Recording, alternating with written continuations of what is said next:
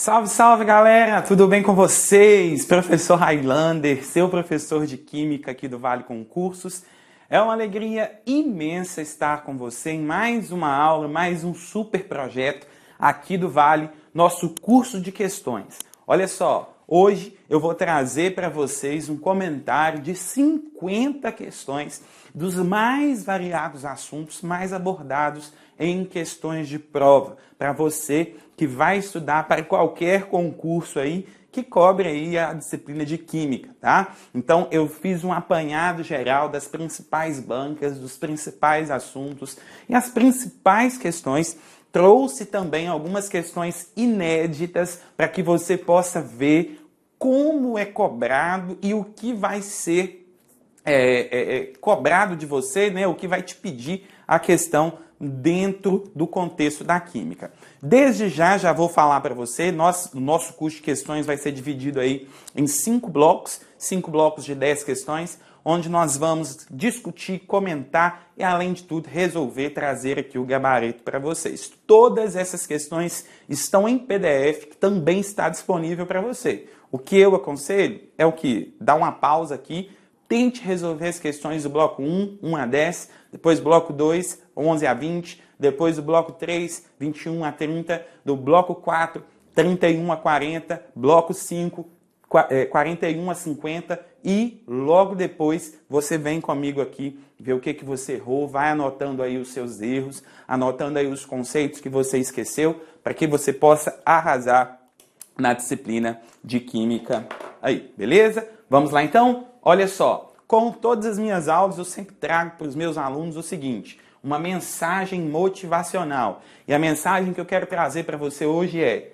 não desista. Todo esforço tem uma recompensa. Não existe nada mais prazeroso que você chegar lá no topo, olhar para trás e ver que o seu esforço teve a sua recompensa. Você está ali, aprovado no concurso que você deseja, no cargo que você deseja, e é isso que é o mais gratificante. Eu falo por mim. Eu já estive no seu lugar, hoje exerço a profissão que eu sempre sonhei, que é a docência, e além disso tudo, concursado, né? Então é muito bom você obter aí o resultado do seu esforço. Show? Show de bola? Sem mais delongas, vamos comentar então as nossas questões. Questão de número 1, a gente vai começar aqui dizendo o seguinte, olha só. Considere a tabela de pontos de fusão e de ebulição das substâncias a seguir a 1 atm de pressão. A 50 graus Celsius encontram-se no estado líquido. Primeira coisa que nós vamos identificar. O que essa questão está trazendo para a gente? Essa questão está trazendo os estados da matéria, não é isso? Os estados da matéria, sólido, líquido e gasoso. Eu tenho uma substância que eu vou colocá-la sobre temperatura de 50 graus Celsius e eu tenho o ponto de fusão e o ponto de ebulição de cada uma delas. O ponto de fusão é quando a substância o quê? Passa do estado sólido para o estado líquido. A partir dessa temperatura, ela rompe o estado sólido para o líquido. O ponto de ebulição é quando a substância passa, é a temperatura a qual a substância passa do estado líquido para o estado gasoso, ok? E aí nós temos que eu vou submeter a minha temperatura, a minha substância, cada uma dessas substâncias, a uma temperatura de 50 graus Celsius. O que vai acontecer? Vamos observar o seguinte, vamos começar pelo cloro. Olha só. O cloro, ele rompe a fusão a menos 101 graus Celsius. Eu estou colocando a 50, então ele já rompeu a fusão. Se a ebulição dele é menos 34, eu estou colocando a 50, então ele rompeu também a ebulição. Então eu vou dizer que o cloro se encontra aqui no estado de gás. Por que o cloro se encontra aqui no estado de gás? Porque o cloro rompeu a fusão e rompeu a ebulição. Beleza?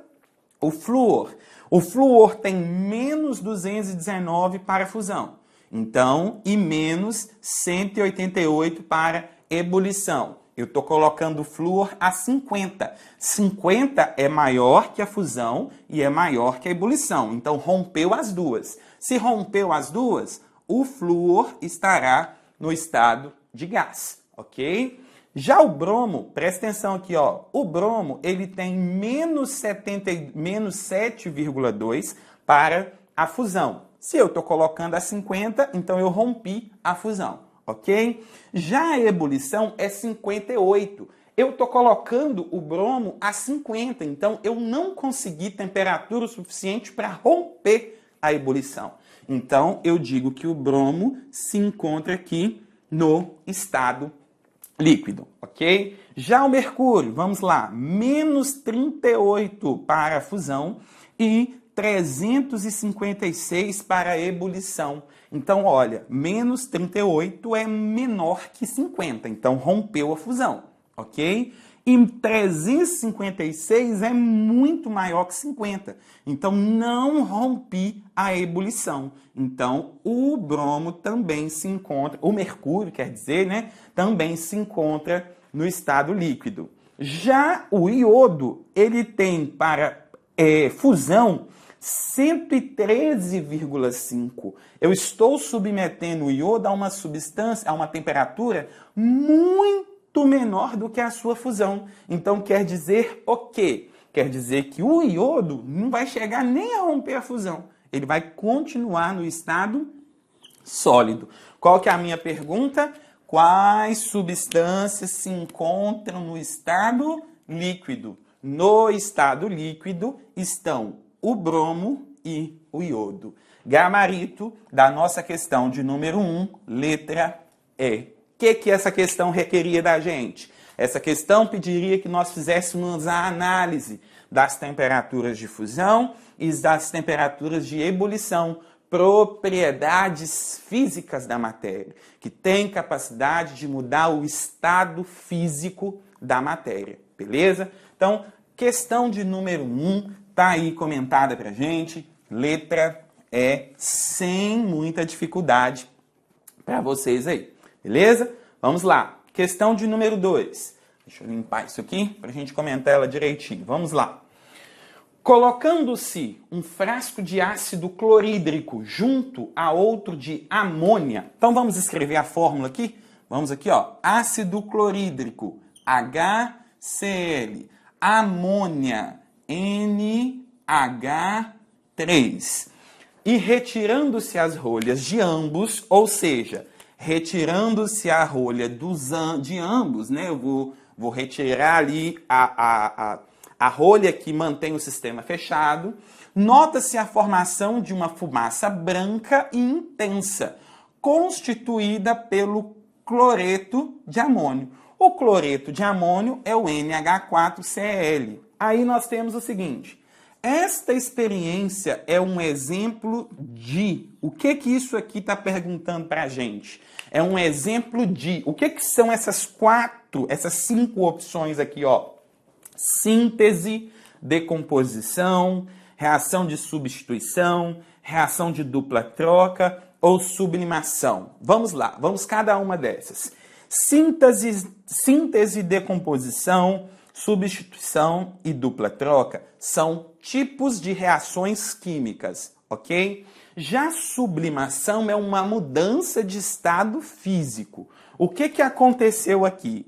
Eu tenho HCl, que eu estou misturando com amônia, que é o NH3, e estou formando uma substância diferente daquelas outras duas. Então, está ocorrendo o quê? Está ocorrendo uma reação. Se está ocorrendo uma reação, presta atenção, pode ser sublimação minha resposta? Sob hipótese alguma, porque sublimação é mudança de estado físico, beleza? Sublimação é a mudança do estado sólido para o estado gasoso, ou do estado gasoso para o estado sólido, ok? Então, ou é síntese, ou é decomposição, ou é substituição, ou é reação de dupla troca. Vamos lá entender o que está acontecendo aqui.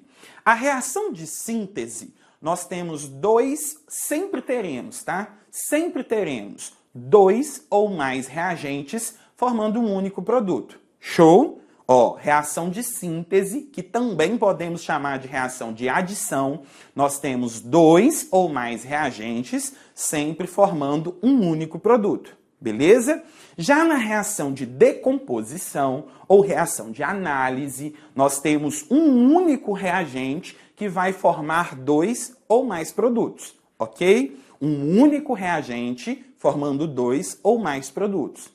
Show de bola? Na reação de simples troca ou na reação de substituição, nós temos o deslocamento do cátion de uma das nossas substâncias. Porque nós temos uma substância composta reagindo ali com uma substância simples, e aí o cátion da minha substância composta se desloca para aquela substância simples, formando ali um novo composto. Beleza?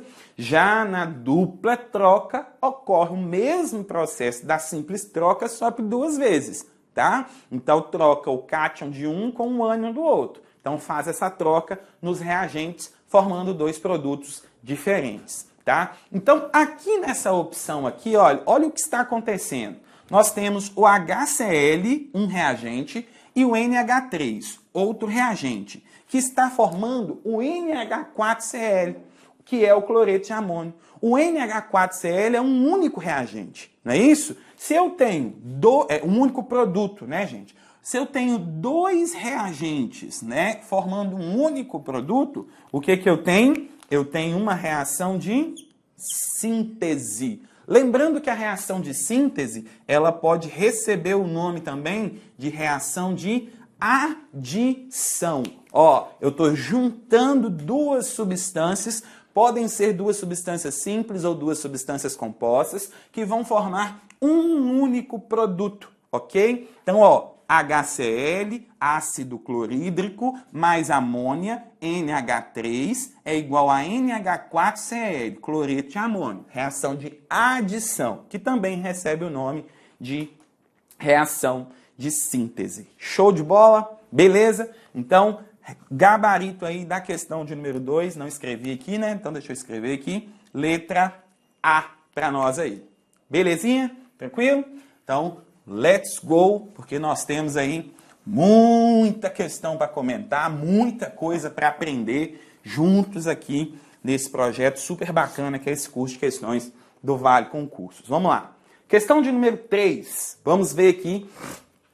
Questão de número 3. Na natureza, ocorrem diversos processos, os quais, em virtude das suas particularidades, são classificados como fenômenos químicos ou fenômenos físicos. Trata-se de um fenômeno físico A. Então, olha só, primeira coisa, eu vou grifar aqui, ó, a pergunta. Ele quer saber qual dessas opções é um fenômeno físico. Show? Beleza. Agora, o que é, então, um fenômeno químico?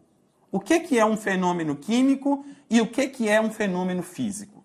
Vamos entender aqui os conceitos dessas 2 coisas primeiro, para depois a gente responder a questão. Olha só, fenômeno químico é toda e qualquer transformação da matéria onde eu tenho a formação de outra substância. Eu tenho a formação de outro alguém, outra coisa que não é igual àquela que deu origem, ok? Vou dar um exemplo. A ferrugem. Se você pega a ferrugem é uma transformação química. Por quê? A ferrugem é diferente do ácido, né, do ferro ali. De você, por exemplo, colocar o ferro para derreter, se você provocar ali a fusão do ferro, né? Então, olha, a fusão do ferro já é um fenômeno físico, é uma transformação física. Por quê? Aquele ferro líquido pode retornar a ser ferro sólido. Show? Já a corrosão, já a ferrugem, aquele ferro enferrujado, ele não retorna a ter as mesmas propriedades ao ferro sólido. Então, observou aí a diferença? No fenômeno químico, na transformação química, nós sempre teremos a formação de uma nova substância. Já no fenômeno físico, nós teremos apenas a formação, a transformação de estado, a mudança de estado físico da matéria. Beleza? Somente isso, tá? Então vamos ver. Olha só, ele pergunta assim: trata-se de um fenômeno físico A. Vamos lá. A ocorrência de chuva ácida a partir dos óxidos presentes na atmosfera. Chuva ácida é físico ou é químico? Chuva ácida é químico, né? O próprio nome já diz. Chuva ácida é uma chuva com presença de cátions, de hidrogênios a mais. Então, chuva ácida é fenômeno químico. Obtenção de carvão por meio do ácido sulfúrico com a sacarose. Obtenção de quem? Do carvão por contato do ácido sulfúrico e da sacarose. Então, eu estou misturando o ácido sulfúrico com a sacarose. Sacarose é açúcar, tá? Então, ó, estou misturando alguma coisa com açúcar e estou formando carvão. Então, tem como esse carvão virar esses dois aqui de novo? Não tem. Então, é transformação química. Correção da acidez do solo pela adição de cal virgem. Eu estou corrigindo a acidez. Se eu corrigir a acidez, eu deixo de ser muito ácido e passo a ser pouco ácido. Beleza? Então, nós temos aqui outra transformação química. Combustão da gasolina em um veículo automotor. Combustão é uma reação de queima, não é isso? O motor, o automotor, ele queima a gasolina, não é isso? Transforma em CO2. Então, ó, combustão é uma reação, é um fenômeno, é uma transformação química. Fissura de uma bancada de granito. O que é uma fissura? Um trinco, não é isso? É se você trincar ali uma bancada de granito. Se você preencher aquela bancada de granito com granito, você vai conseguir retornar ao seu granito inicial? Sim. Então, olha, a resposta correta da questão número 3, por mais, eu preciso falar isso com vocês, por mais boba que seja, eu trouxe essa questão porque é uma questão que caiu em prova e teve um altíssimo índice de erro, pois não se dá atenção às diferenças entre os estados de fenômenos físicos e fenômenos químicos. Beleza? Então, gabarito aí da questão de número 3, letra E. Não tem como errar isso. Se você der conta de analisar todos os conceitos, você vai conseguir desenvolver facilmente as questões aí. Próxima, número 4. Olha só. Uma revista traz a seguinte informação científica. O gás carbônico, no estado sólido, é também conhecido como gelo seco. Ao ser colocado na temperatura ambiente, ele sofre um fenômeno chamado sublimação, ou seja, passa diretamente do estado sólido para o estado gasoso. Então, é correto afirmar que a sublimação é um fenômeno, letra A, químico, uma vez que o gás carbônico se transforma em água. B, físico, uma vez que ocorreu a transformação de substância. C, físico, uma vez que não ocorreu transformação de substância. D, químico, uma vez que ocorreu a transformação de substância. Letra E, químico, uma vez que não ocorreu transformação de substância. Gente, mesma coisa. E aí eu já vou falar, vou escrever aqui para você tomar nota, ó. Ó. Toda mudança de estado, toda mudança de estado físico que acontecer na matéria é um fenômeno físico, ok? Toda mudança de estado físico é uma mudança de estado físico, ok? Então, neste caso aqui, como está ocorrendo a sublimação, o que é a sublimação? Passagem do estado sólido para o estado gasoso. Então, a letra A não pode ser, a letra D não pode ser, a letra E não pode ser, ok? Agora, quem vai ser?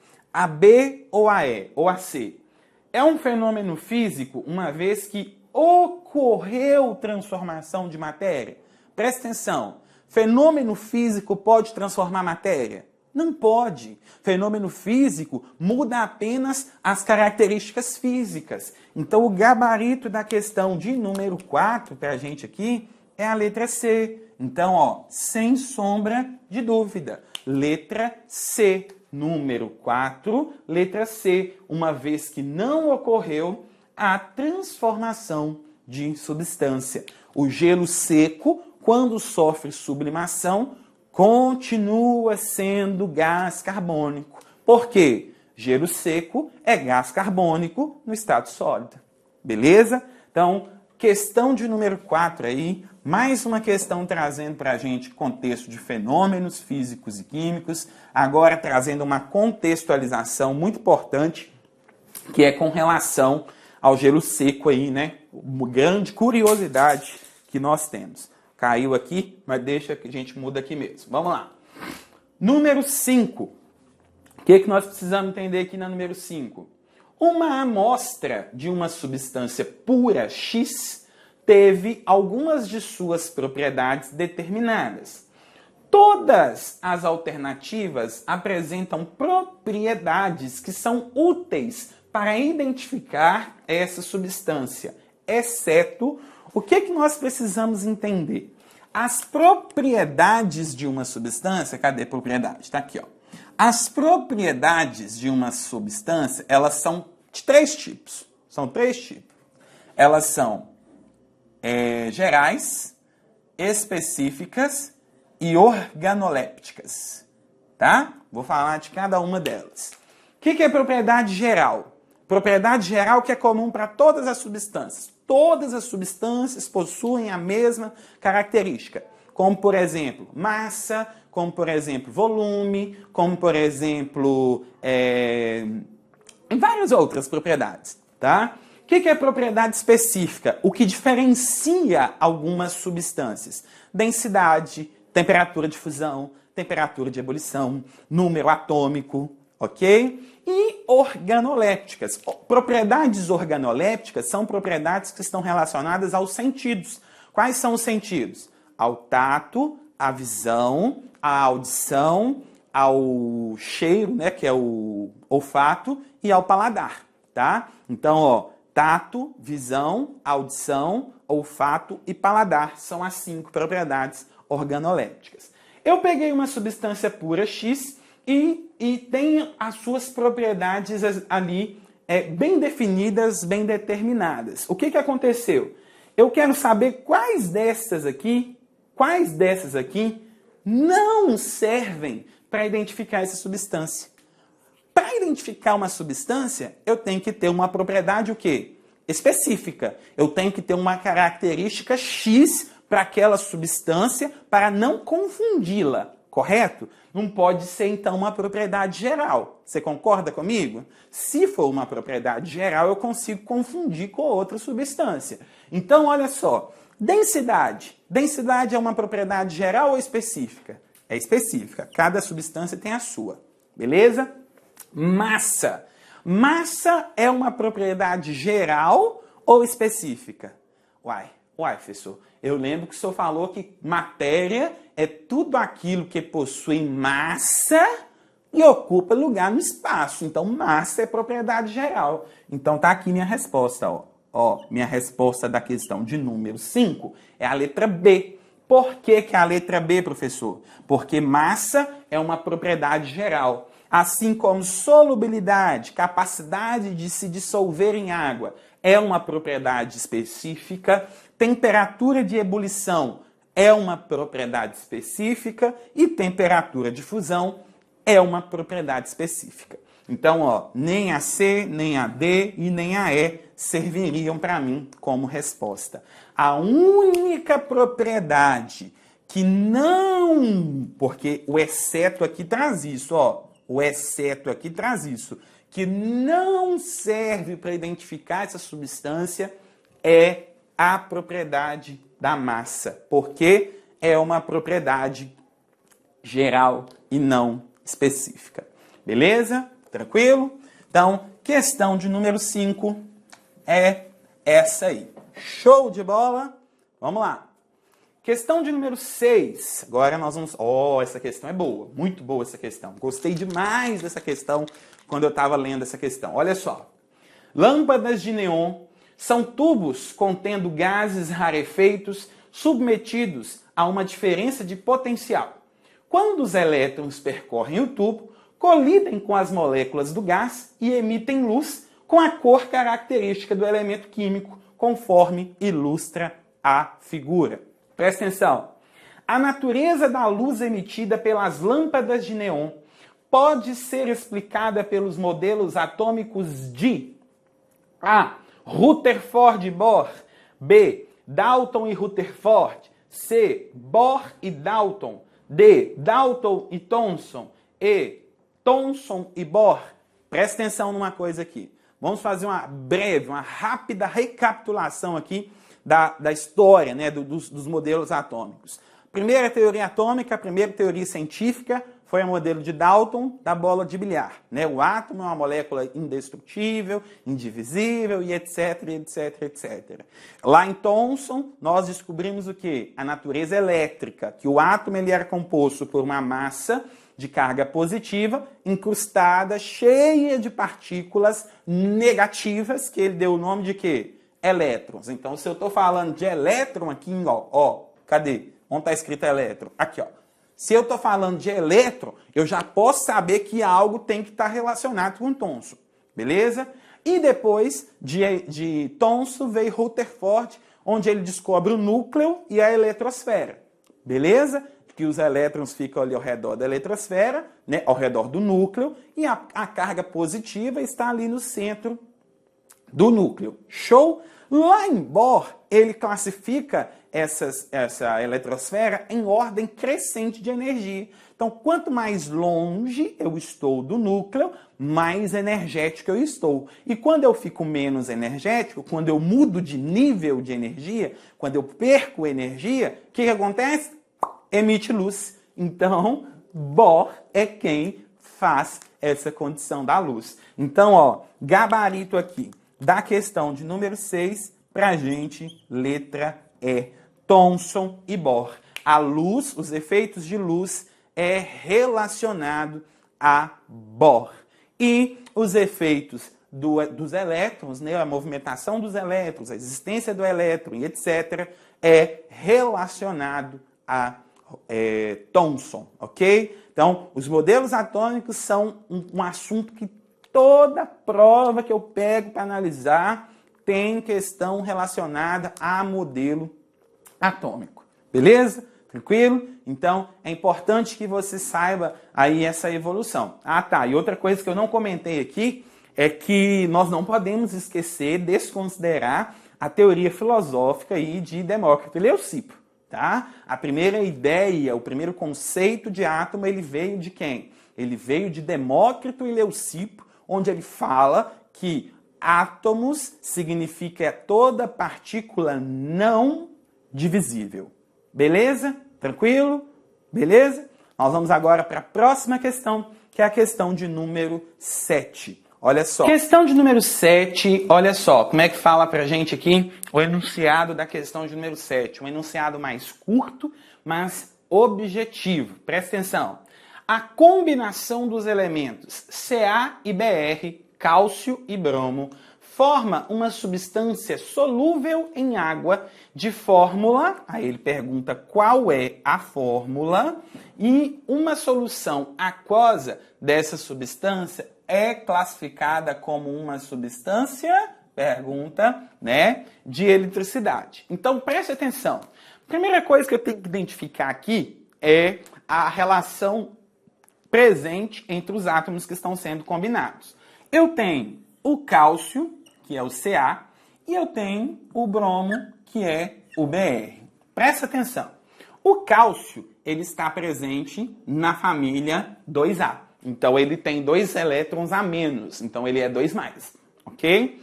Se o bromo, ele está na família dos halogênios. Então, ele é -1 para eletronegatividade. Então, ele tem 1 elétron a mais.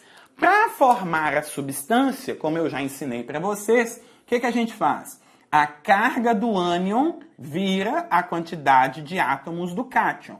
A carga do cátion vira a quantidade de átomos do ânion. Então, como que fica isso aqui? CaBr2. Porque eu preciso de 2 átomos de bromo para atingir a estabilidade eletrônica. Então, a combinação dos elementos vai ser o CaBr2. E o CaBr2 é um sal, não é? CaBr2 é um sal. Sendo um sal, o que vai acontecer? É condutor de eletricidade. CaBr2 é condutor de eletricidade. Gabarito aqui, letra B de bola. Número 7, letra B de bola. Beleza? Então, ó, CaBr2, porque eu tenho 1 para o Ca, 2 para o Br, e aí o sal formado é um condutor de eletricidade. Show de bola? Belezinha? Tranquilo? Então, esta é a próxima, esta é a questão de número 7. Questão de número 8, vamos lá. Questão de número 8, nós temos aí algumas condições importantes aqui. Essa questão é muito bacana pra gente, olha só. Observe a representação dos sistemas 1, 2 e 3 e seus componentes. Vamos olhar a palavra aqui. Olha só. 1, eu tenho óleo, água, gelo. 2, eu tenho água gaseificada e gelo. 3, eu tenho água salgada, gelo, óleo e granito. Vamos lá. O número de fases em cada uma é respectivamente, então, quantas fases tem no primeiro, quantas fases tem no segundo, quantas fases tem no terceiro. Vamos lá, presta atenção. Na primeira, eu tenho óleo, o óleo, que é 1, a água, que é o 2, ok? E o gelo, que é o 3. Então, 1, 2, 3. Beleza?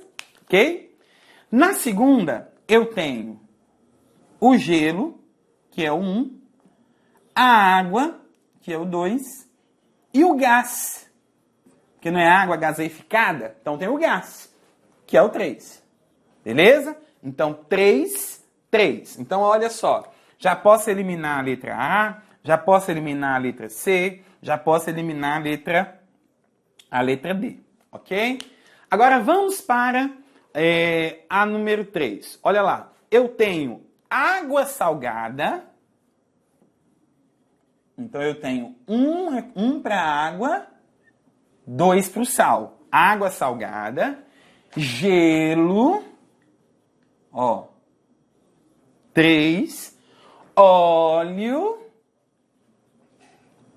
4 e granito, 5 e o granito, 6. Então, nós temos aqui, por que eu tenho 5 e 6 lá no granito? Porque o granito é uma substância composta. Então, eu tenho 1, 2, 3, 4, 5 e 6. Então, nós temos como gabarito letra E. Ok? Granito é substância composta. Não se esqueça disso. Granito é substância composta. Por isso, eu conto ele como 2 vezes ali. Tá? Muito importante vocês ficarem atentos a isso aí, para que vocês não errem essas questões, essas relações aí. Show? Beleza? Vamos lá. Questão de número 9. Questão de orgânica, né? Questão de química orgânica, muito importante aí. Vamos lá. O pau rosa, típico da região amazônica, é uma rica fonte natural de óleo essencial, conhecido por linalol, o qual também pode ser isolado do óleo da alfazema. Esse óleo apresenta a seguinte fórmula estrutural. Lembrando que fórmula estrutural é a fórmula convencional da estrutura, é a fórmula de apresentação de ligações da cadeia carbônica. Sua cadeia carbônica deve ser classificada como? Eu sempre falo que toda prova que você for fazer sempre vai ter uma questão envolvendo conceitos de química orgânica. Geralmente, esses conceitos estarão relacionados ali a contextos de energia, né, a contextos energéticos, como, por exemplo, obtenção de petróleo, utilização de novas fontes de energia, e etc, e etc, e etc. Tá? Agora, qual é a classificação que nós vamos dar para as cadeias carbônicas? A primeira classificação é quanto à sua forma. Se nós temos uma cadeia aberta ou uma cadeia fechada, ou então cíclica ou acíclica, né? Cadeia cíclica é a fechada, cadeia acíclica é a aberta. A segunda classificação é quanto à presença de ramificações, presença de carbonos ligados à minha cadeia principal. Lembrando que a cadeia principal é aquela que possui a maior sequência de carbonos. Tá? A terceira classificação é quanto à saturação. Cadeias saturadas possuem apenas ligações simples. Cadeias insaturadas possuem duplas ou triplas ligações. E a próxima classificação é quanto à homogeneidade. Se a cadeia é homogênea, eu tenho apenas carbonos e hidrogênios presentes nela.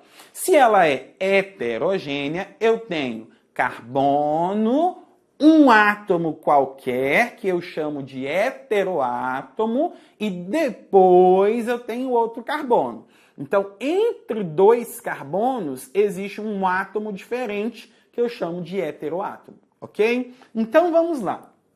Olhando para essa cadeia, a gente já pode constatar que essa aqui, ó, é a minha maior sequência de carbonos, né?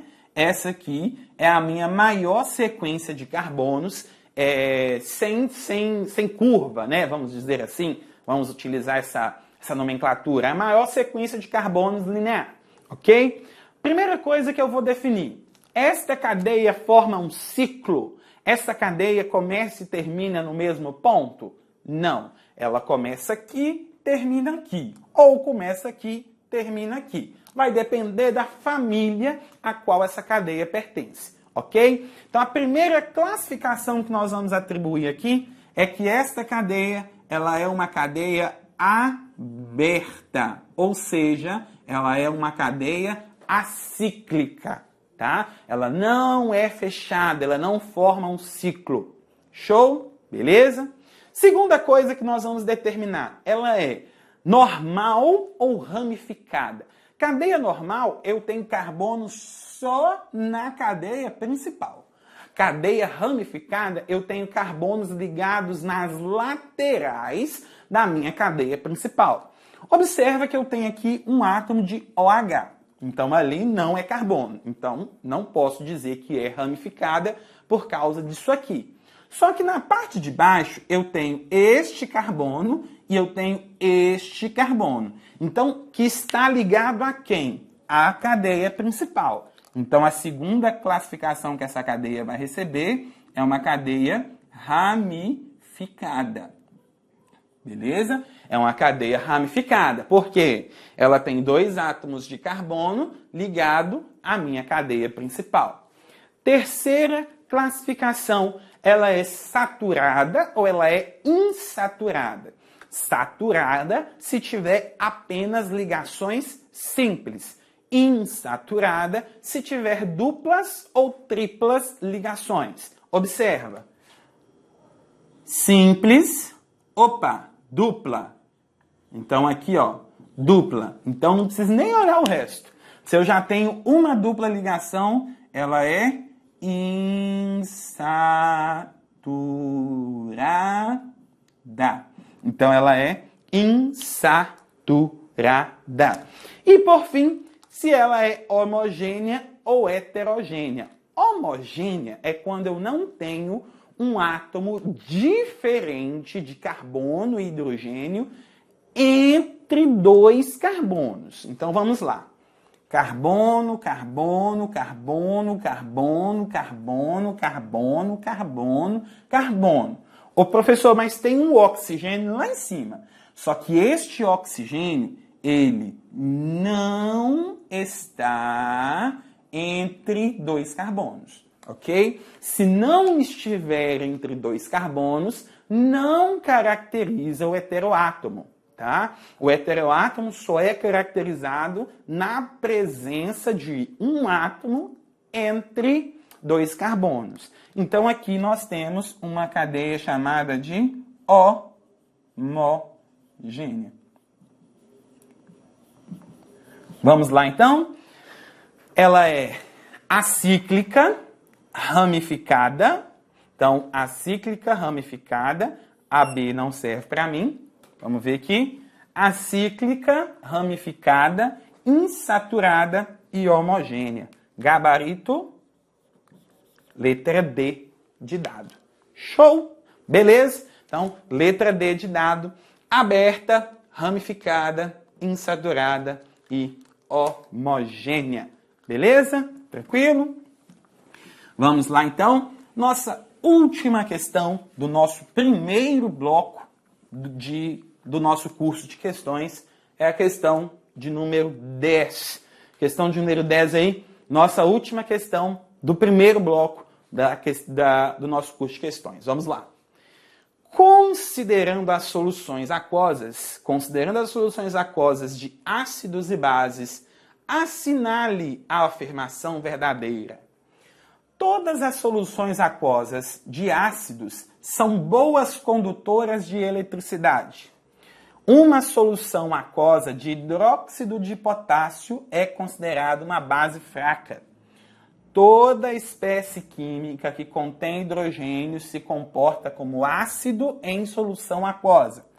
Em solução aquosa, há espécies químicas que não contêm hidrogênio, mas se comportam como ácidos. Então vamos lá, vamos justificar cada uma delas aqui.